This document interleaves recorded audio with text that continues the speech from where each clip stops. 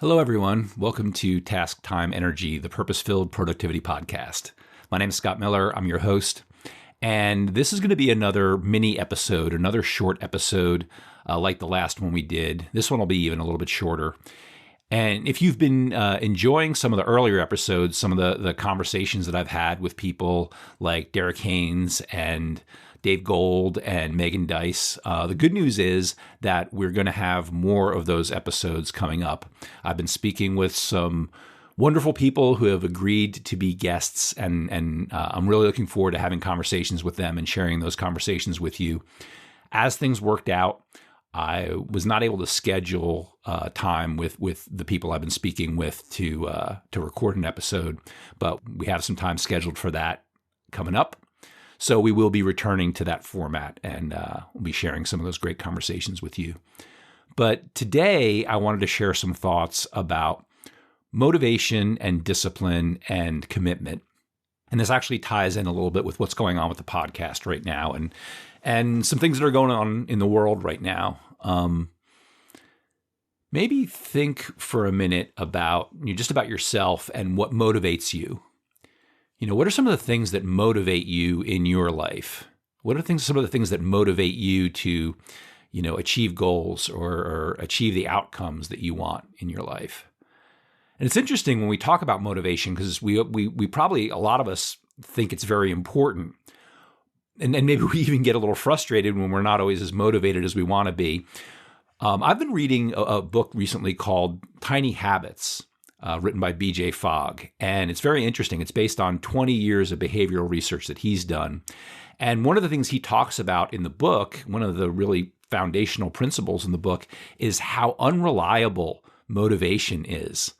We think of it as this very important thing, but when we really observe our own motivation and how it fluctuates, we see that it can be very, very variable.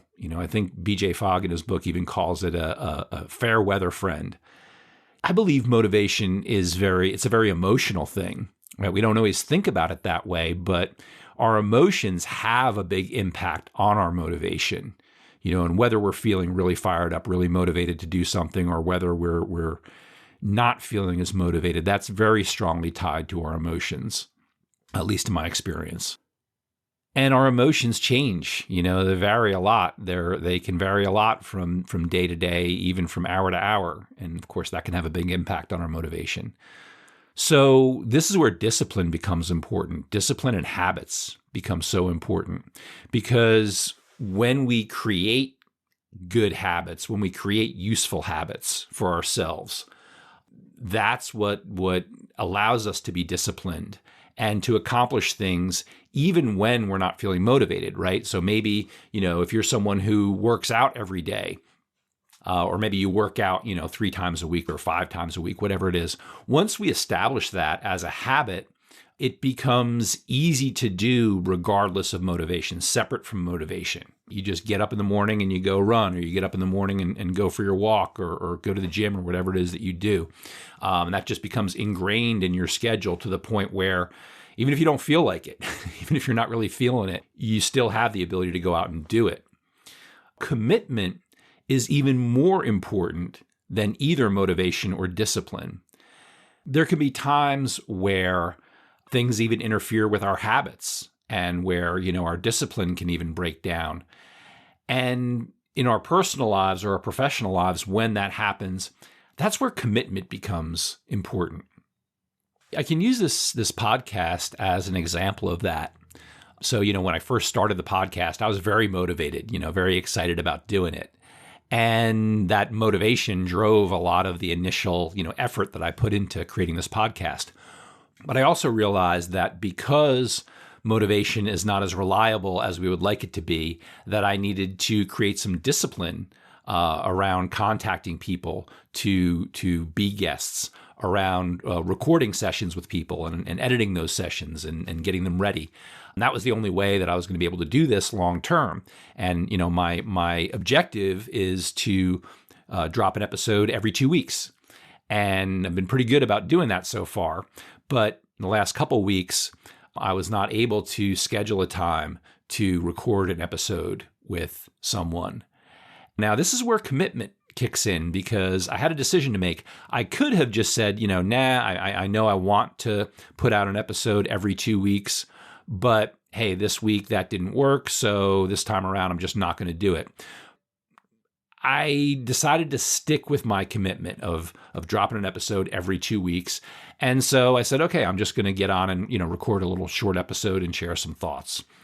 Sticking to this commitment, putting out an episode this week, this Thursday, on that 2-week schedule that I committed to, that's an important part of discipline. And it falls into that category of, don't let perfect be the enemy of the good. Because yes, I would rather, be sharing an interesting conversation with another person right now, rather than just me sitting here and talking to y'all. But if I was to say, hey, I don't have a conversation to share, so I'm just going to just not do it, that just makes it easier to not do it again some other time. And so that's why I decided to stick with my commitment of putting out an episode every 2 weeks, even if that means it's going to be just, me sitting here talking for a couple minutes.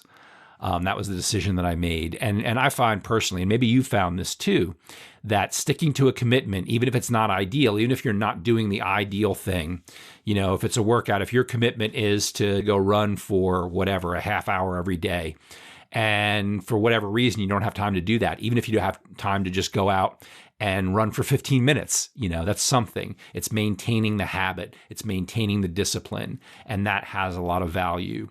Another example is meditation. If we create a habit of meditating for, a half hour every day, let's say, and there may be days where for whatever reason you can't do that. But even if you sit down and meditate for 5 minutes, just 5 minutes, that can be so valuable. I had a teacher who used to say that, meditation teacher who used to say that, just 5 minutes. 5 minutes is enough. Then it is valuable even just to sit down and meditate for 5 minutes because you're maintaining your habit. And the way to be disciplined and the way to maintain habits seems to be to continue doing those things that you want to do, even if you can't do it the ideal way, even if you can't do it perfectly. Don't let perfect be the enemy of the good. This idea of commitment also connects to some current events, some events that have been happening this week and this month. So a couple of days ago on Tuesday, there was a shooting at an elementary school in Texas that has gotten a lot of attention, impacting a lot of people. 19 children were shot and killed, 2 adults shot and killed at the school. The shooter also shot his grandmother, and she survived but is badly injured. And, it's an amazingly cowardly act, but so many of us are impacted by that. My wife has been an elementary school teacher in the past. She's also taught high school. We have relatives. My wife's sister is an elementary school teacher right now. We have friends who are teachers, and it's hearing about something like this is heartbreaking for anybody. It's naturally going to impact anyone, but especially impacts people who have taught in elementary schools, who have taught in high schools.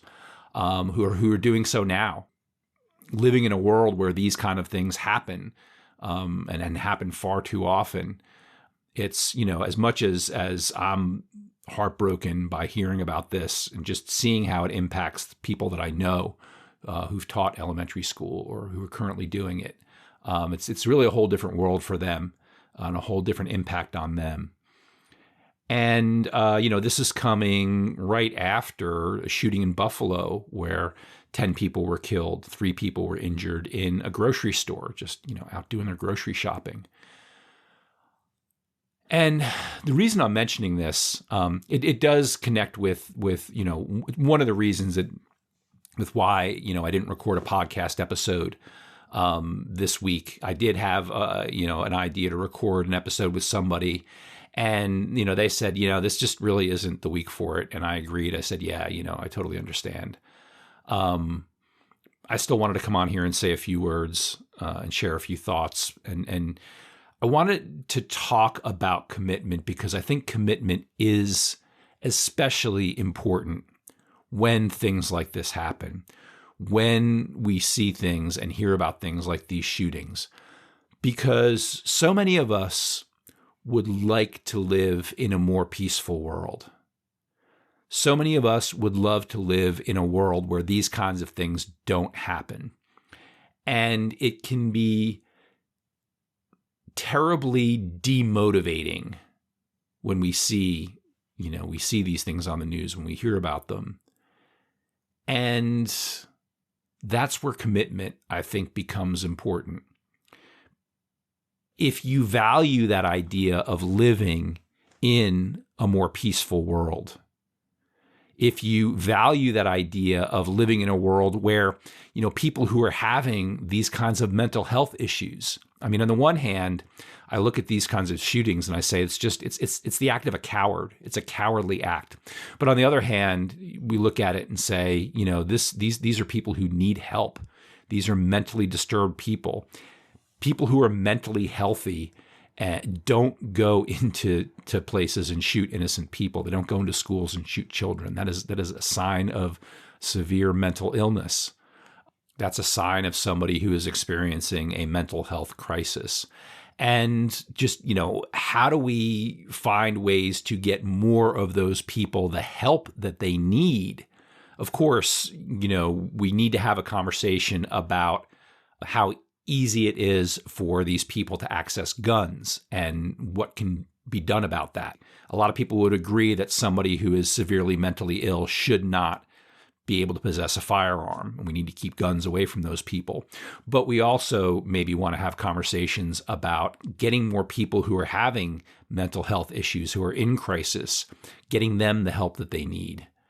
And we may sit here and say, well, yeah, these things are important, but really, what can I do about it? And that's understandable. It's understandable to feel very demotivated from time to time. But that's where commitment comes in. All of us who believe in this idea of living in a more peaceful world, if you really value that and believe that, then the important thing is to stay committed to that idea. Even if from day to day, from time to time, you don't feel motivated, you feel demotivated, or you're just not sure what you can do. That's understandable. That's going to happen. But stay committed. Stay committed to that value and that idea of being in a more peaceful world where children can go to school and learn and enjoy being in school without having to worry about violence. I think that's a world that we can all agree would be a good world to live in. Let's stay committed to making that happen. Whether or not you're up to doing something about it today, whether or not you even know what to do about it today, stay committed to that. Stay committed to that. And even if there's one small step that you can take, even if you sit there and say, what can I do? How is this going to help anything? If there's a small step that you can take to fulfill that commitment, to act on that commitment, do it. You may have heard this story about a guy who was putting starfish back in the water. So there are a couple people walking down the beach, and they see this guy walking around looking down at the sand, and every once in a while he picks something up and he walks out in the water and drops it out in the water, then walks back up onto the beach and starts looking again. And as this couple is getting closer and closer and closer, they see this guy do this over and over again. He just picks something up off the sand, walks out into the water, drops it off, comes back in. And so when they finally, walk up to him and they see him pick up a starfish off the sand, and the guy walks out into the water and, drops the starfish out in the water and then walks back up. And they say, what are you doing? And the guy says, oh, I'm saving these starfish. I'm putting them back in the water so that the ones that have been washed up on the beach so they don't die. And one of the people says, well, why are you doing that? Starfish wash up on the sand every day and die. What difference is it going to make if you save a few of them? And the guy looks at them and he looks out at the water and he points to the place where he just dropped the last starfish. And he says, well, it makes a difference to them. That's I think something very important for us to consider when it comes to commitment and staying committed. Whatever we do might not seem like much, and it might not seem like it makes a difference. It might not be as much as we want to do or we wish we could do. But when you value something, when something is important to you, staying committed to it, doing what you can, it does make a difference. It will make a difference. And so that's the thought that I'd like to share with you today and leave with you today. Thank you for listening. And we'll look forward to being back with you again in a couple weeks.